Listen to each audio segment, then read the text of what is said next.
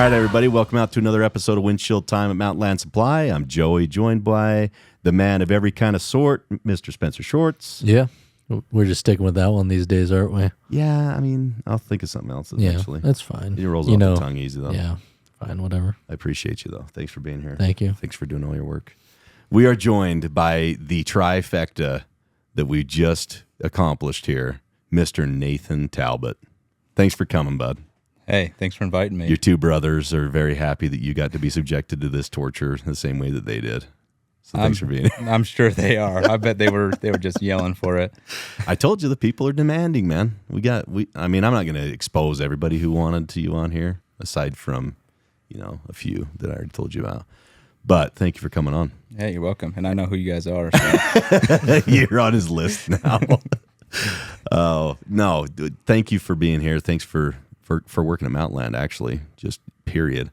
The family of Talbot, bunch of freaking peak performers. Thank you for being that. You guys are awesome. Actually, I think I'm the only one that hasn't been a peak performer. So you're a peak performer in my mind. We'll get him something, won't we, Shorts? Yeah, we got you. Yeah, we got you. Yeah, you'll be our peak performer. Yeah, yeah, that's more meaningful. Peak podcaster.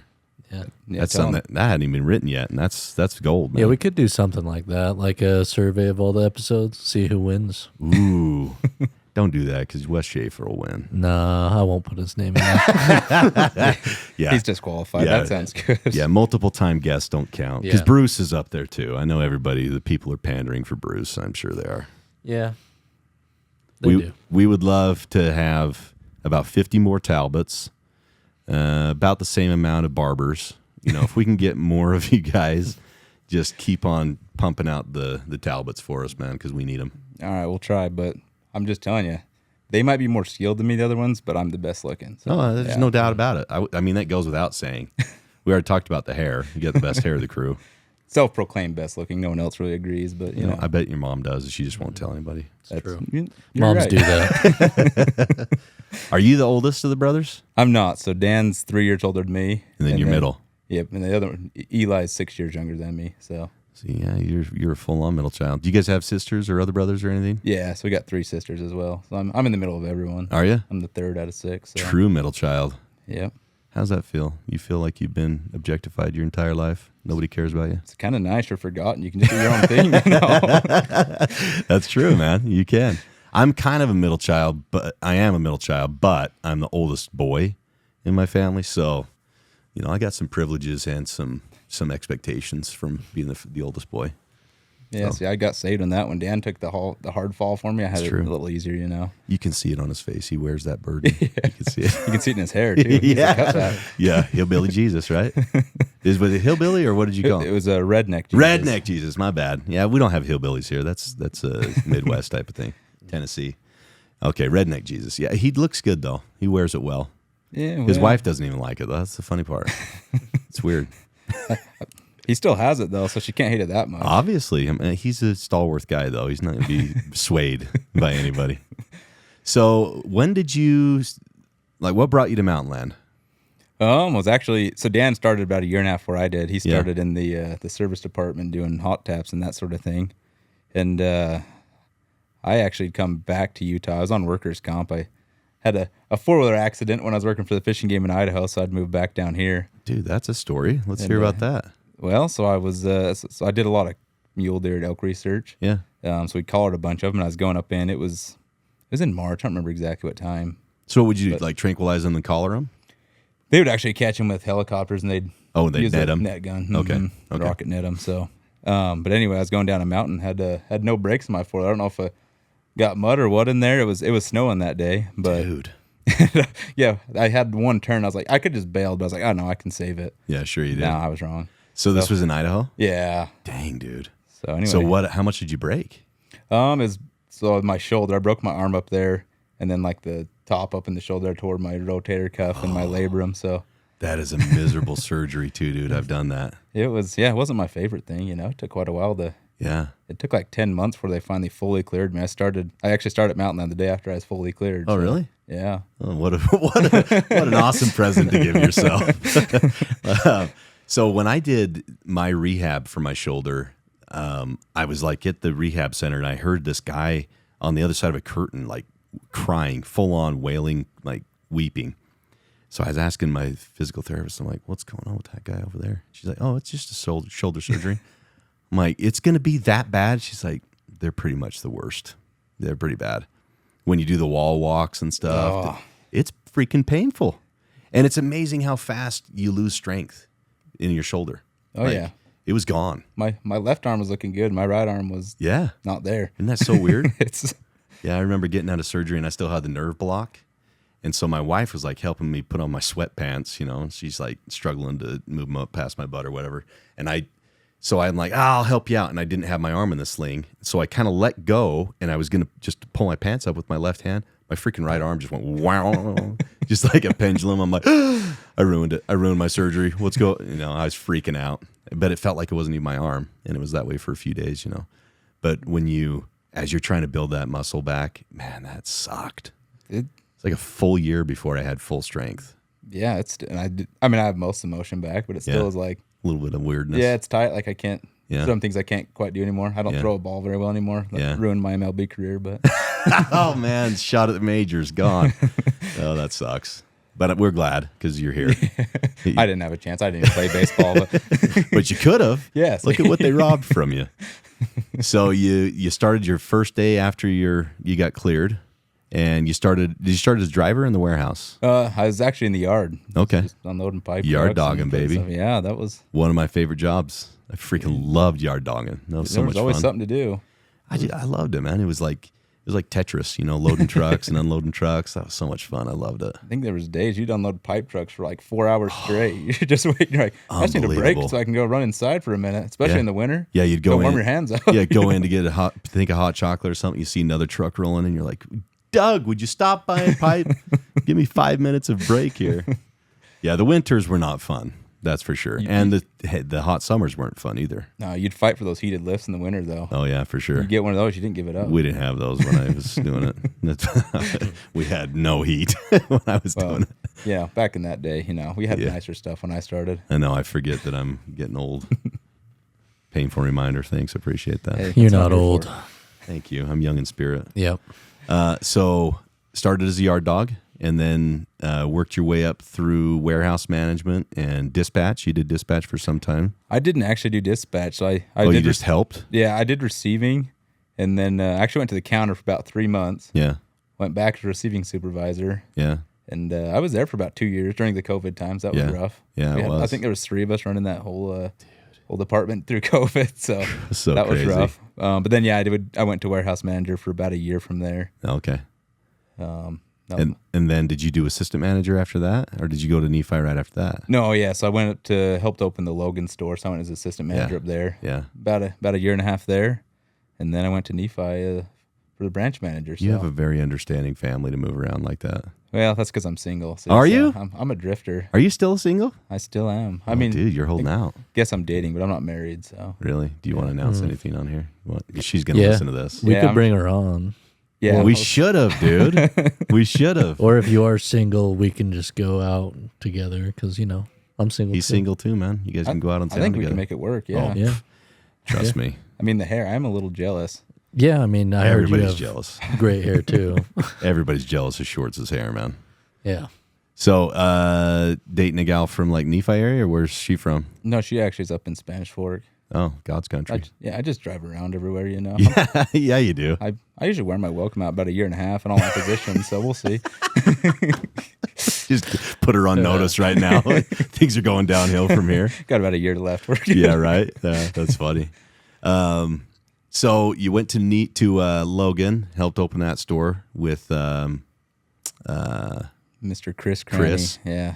By the way, I'm going to give a shout out. You should put him on here. Oh, totally, dude. Put him on the list for sure. I was in Logan 3 weeks ago. It was awesome. It had just started raining up there, and so like the counter slowed down, so I was able to have everybody all there at once and just kind of, you know, visiting with everybody. That's a fun branch, man. They got a good vibe up there. They're fun. It was a good branch. What is that? I mean, when I left, there's only about 7, 8 of us. They have a few more now. I think there's 12 now. But yeah, it was awesome, man. They've got a good vibe going on up there. And then you went, and now you're the manager of Nephi, which is a booming branch. Yeah, we like, were crazy, yeah, crazy booming. we hired and trained. We were up almost to 30 people there. Now we're down about 25. So It's nuts, that man. was a crazy opening year for sure. Yeah. And you guys handle a ton of transfers through that branch too, especially with HVAC product, right? We do, yeah. So luckily that's kind of tapered off some, but there was a while there we were sending out 3 to 4 trucks a week to St. George, Cedar City, Monticello, Richfield, just sending semis everywhere. Dude. And then coming up to, well, and I guess Orem was coming down to us, and we go up to them too. So Yeah. we were going everywhere with transfers. You'd have to go get stuff from Springville sometimes too, right? And Yeah, bring it down. we'd transfer with them too. Yeah. But luckily, like I said, a lot of that HVAC is kind of tapered off there. Yeah, with the series change, it's kind of coming to a pseudo end. Yeah, which we're grateful for. Yeah, you got a little bit more space now. Yeah, Yeah. a lot more. We like it. We want to keep it that way. Yeah. We don't. Dude, you guys do a great job down there. It's so freaking pretty down there.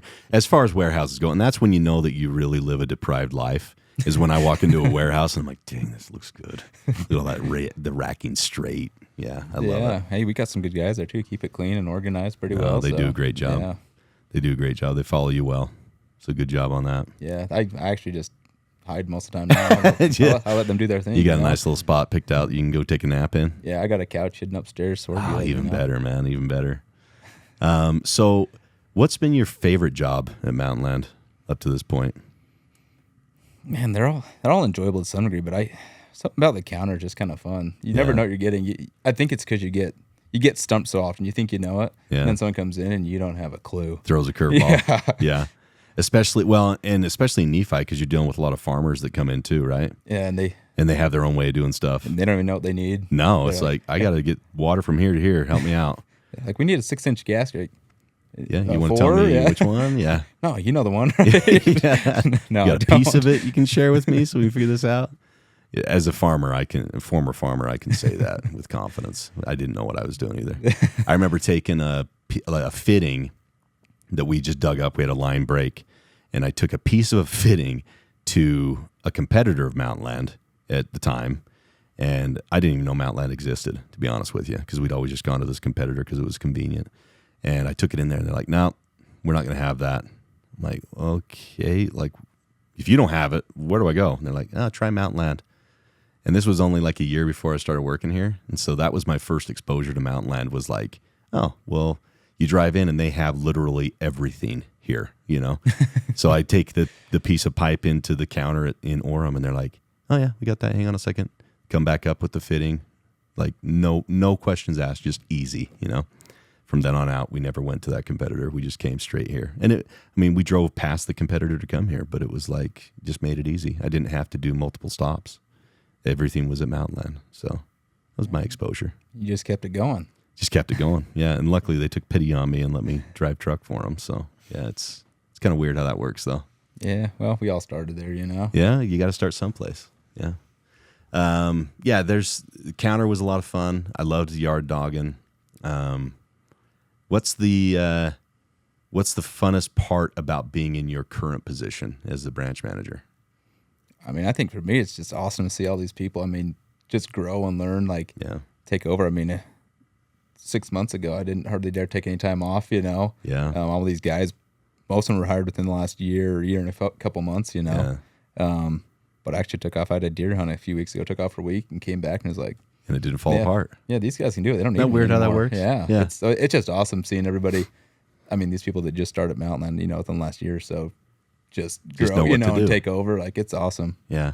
It is pretty cool when you can get people in the right position and they're the right person, and they just build it into something even better than you thought it could be. You know, that's the cool part I think about Mountainland is you allow people to be creative in their positions, you know, within certain restrictions or whatever. But man, it's cool to see what people can do. As I go down to out to the different branches, it's like everybody has their own way of lining up their runs and their routes. And, you know, some people load trucks for their drivers, some drivers load their own trucks. And it's interesting to see that each location does it a little bit differently, and yet it all works.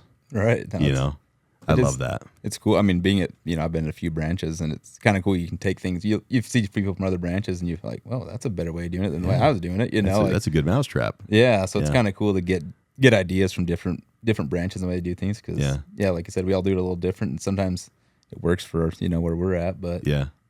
just cool to see how other people's ideas and how creative they can get with it. Yeah, it's a lot of fun. I think having some standardized processes is obviously valuable, and that's like what Jed Opeiken's new position is going to be about.